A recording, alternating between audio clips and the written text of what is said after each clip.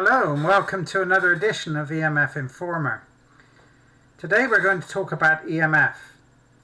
So what actually is EMF? Well, EMF is actually very simply an abbreviation for the term electromagnetic field or electromagnetic fields. These are invisible areas of energy often referred to as radiation.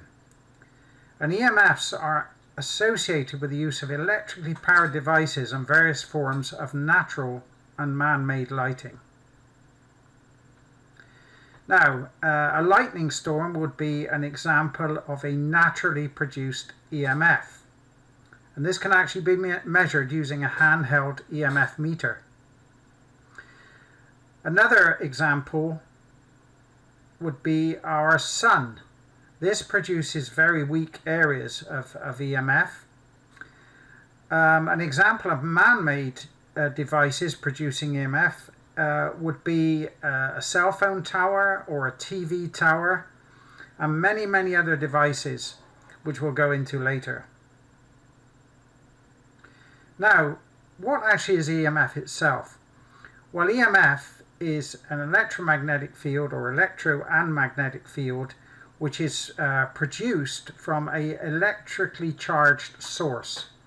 That then breaks into two components, one being a magnetic field, one being an electrical field.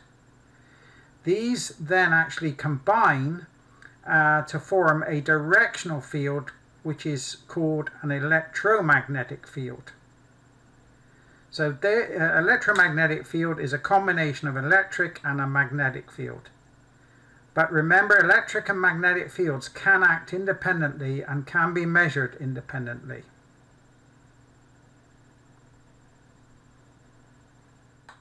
So, magnetic fields. These are measured in units of Tesla, or in our case, probably microtesla, which is a millionth of a Tesla, because a Tesla is a very big unit. There is an alternative scale called the Gauss scale, and if we break that one down, we generally measure in milligauss. 1 milligauss is equivalent to 10 to the minus 4 Tesla, so there is a link between the two, direct correlation. So electrical fields, these are often referred to as low frequency fields. Electrical fields are measured in units of volts per meter, and that's important to remember the difference.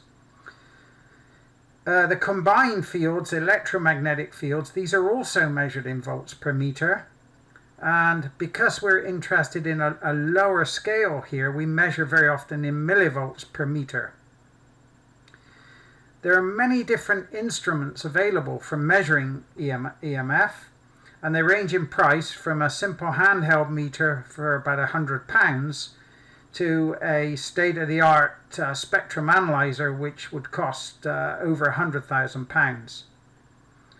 It's important that you get something to suit your budget and the purpose. Sources of EMF. Well, there are an estimated 50 billion people on the planet using EMF devices.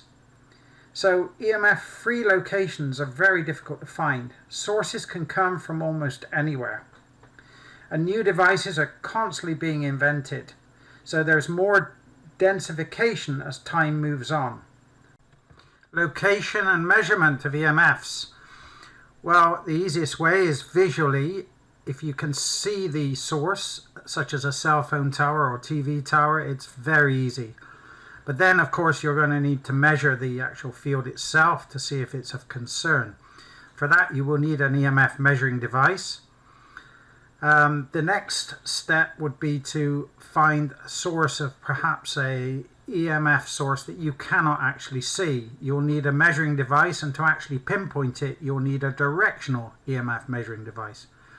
Failing that, just give a call to an expert, and we'll put some links below. Safe exposure of EMFs is debatable. What levels are safe? It's a big bone of contention. There is an agency called ICNIR which is supposed to regulate EMFs. However, it's debatable whether or not their findings are valid. EMF has been classified as a possible carcinogen. So devices like cell phones, microwave ovens can cause cancer. Mitigation of EMFs. There's several ways to mitigate EMFs. The first and easiest is avoidance. The second is to install some kind of protection, such as paint or wall coverings. More information on that in later episodes. I think that's it for today, so hope that's been informative. Do drop back in and look for more EMF Informer episodes. Thanks for watching.